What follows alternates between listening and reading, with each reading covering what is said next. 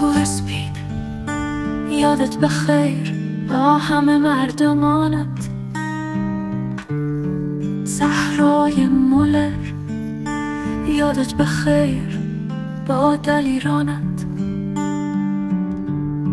مجلس مردان شوق و پوش کلهی ولات پر کلوس و قارچ و دونیت.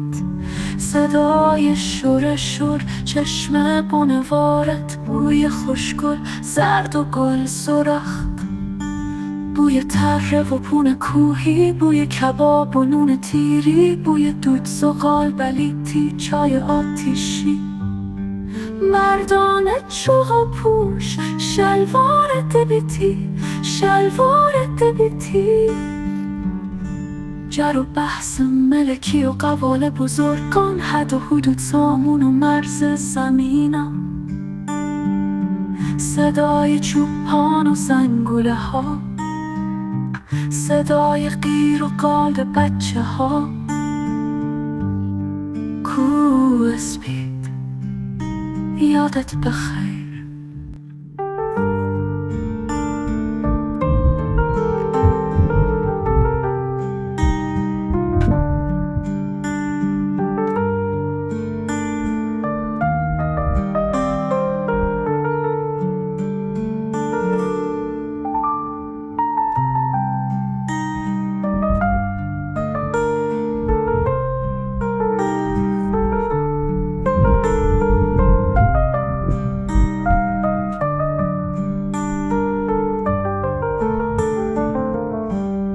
کوه سپید یادت بخیر.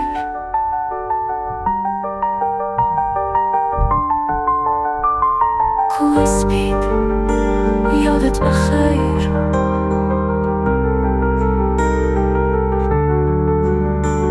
کوه سپید یادت بخیر با همه مردمانت.